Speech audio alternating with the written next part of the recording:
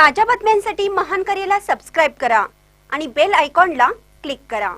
डॉक्टरच्या घरी धाड घालून गंडा घालणाऱ्या टोळीला अटक, तिघेजण ताब्यात, चौघे फरार, 1,20,00,000चा मुद्देमाल जप्त।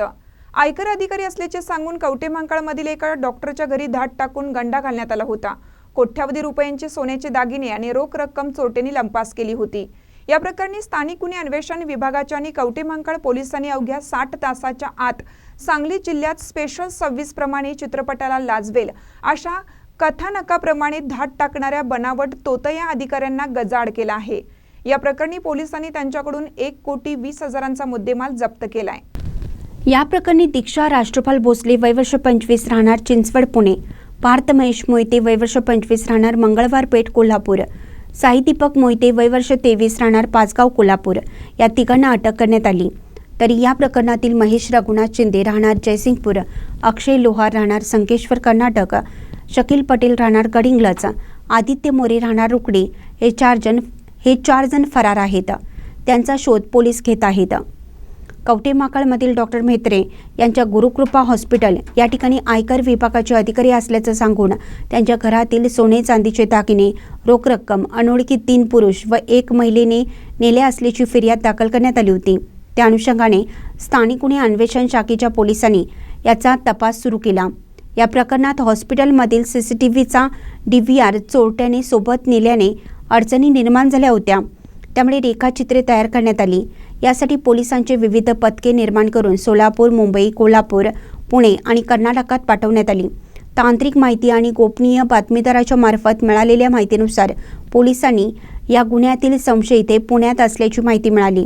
या गुन्ह्यातील संशयित महिलेला पुण्यातील चिंचवड येथून ताब्यात घेतलं असता सदर गुन्ह्याबाबत संशयित महिलेने माहिती दिली। उर्वरित दोघांना हातकलंगले व कोल्हापूर येथून ताब्यात घेण्यात आले। यातील संशयितांकडे सदरचा मुद्देमाल मिळून आला। या गुन्ह्यातील उर्वरित संशयित हे फरार असून त्यांचा शोध पोलीस घेत आहेत। सदरच्या गुन्ह्यात कोणताही पुरावा उपलब्ध नसताना सांगली जिल्हा पोलीस दलाने हा गुन्हा उघडकीस आणला आहे। यामुळे जिल्ह्यात सांगली पोलीस दलाचे कौतुक होत आहे। सदरची कारवाई IG सुनील फुलारी, पोलीस अधीक्षक संदीप खुके, अपर पोलीस अधीक्षक कल्पना बारवकर, उपअधीक्षक सचिन थोरपोले यांच्या मार्गदर्शनाखाली स्थानिक गुन्हे अन्वेषण विभागाचे पोलीस निरीक्षक सतीश शिंदे, कवटेमहांकाळचे ज्योतिराम पाटील, सहाय्यक पोलीस निरीक्षक पंकज पवार, नितीन सावंत, दत्तात्रय कुळेकर, रुपाली बोबडे, उपनिरीक्षक तेजश्री पवार, विनायक मासाळ यांच्या पथकाने केली आहे। महानकरे न्यूजसाठी आदिमानी, मिरज। इथे रात्री 14 तारखेला मध्यरात्रीच्या सुमारास 4 अज्ञात व्यक्तींनी एका डॉक्टरांच्या घरी प्रवेश केला व त्यांना CBI अधिकारी असल्याचं भासवलं।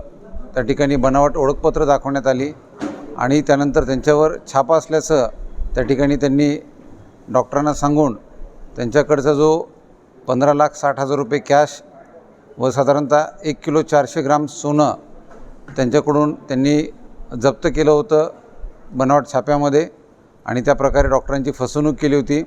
त्यामध्ये जे 4 अज्ञात आरोपी होते त्या आरोपींना पोलिसांनी 48 तासाच्या आत ओळखलेलं आहे। निष्पन्न त्यांची नावं केलेली आहेत। त्यापैकी 3 आरोपी ही पोलिसांच्या आता ताब्यात आहेत आणि जो या गुन्ह्यामध्ये फसवणूक केलेला एकूण मुद्देमाल होता 1,20,00,000 रुपये, तो सर्वच्या सर्व मुद्देमाल पोलिसांनी जप्त केलेला आहे। पोलीस पथकाने यामध्ये 24 तास रात्रंदिवस यामध्ये मेहनत घेऊन सर्व जे काही आमच्याकडं क्लू होते त्याच्यावर काम करून हे आरोपी निष्पन्न केलेत आणि हा मुद्देमाल जप्त केलेला आहे। एकूण 7 आरोपी यामध्ये आम्हाला निष्पन्न होत आहेत, ज्यामध्ये 3 आरोपी आता पोलिसांच्या ताब्यात आहेत आणि उर्वरित आरोपी लवकरच आमच्या ताब्यात येतील। धन्यवाद। हे आता असं काही सांगता येणार नाही की हे चित्रपटातूनच त्यांनी काही याच्यात काही धडा घेतलेला आहे, परंतु असं दिसून येते की अशा पद्धतीने फसवण्याचं प्रमाण किंवा अपराध करण्याचं प्रमाण हे वाढत आहे। विशेष करून डिजिटल अरेस्टच्या प्रकारांमधून लक्षात येतं की कोणत्या तरी केंद्रीय यंत्रणेचे किंवा राज्य सरकारी विभागाचे वरिष्ठ अधिकारी असल्याचं भासवलं जातं आणि समोरच्या व्यक्तीला सांगण्यात येतं की तुमच्या विरुद्ध अमुक अमुक गुन्हा दाखल आहे किंवा त्यामध्ये आपण आरोपी आहात किंवा होऊ शकतात आणि या नावाखाली त्यांची फसवणूक केली जाते, त्यांना काही पैशांची मागणी पण केल्या जाते आणि बरेच नागरिक त्या ठिकाणी बळी पण पडताना दिसत आहेत.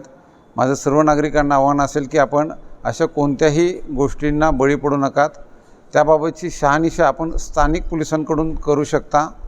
स्थानिक पोलिसांच्या माहितीबाहेर हा कोणताही प्रकार होत नाही. त्यामुळं त्या ठिकाणी अशी काही केस आपल्याविरुद्ध असेल आणि तसा काही छापा किंवा आपल्यावर काही अटकेची कारवाई असेल तर निश्चितच योग्य ती प्रक्रिया त्या ठिकाणी फॉलो केल्या जाते आणि स्थानिक पोलिसांना त्याची माहिती असते. त्यामुळं आपण कोणताही डाऊट असेल तर कृपया करून लोकल पोलीस स्टेशन डायल 112 ह्याला तात्काळ संपर्क साधा.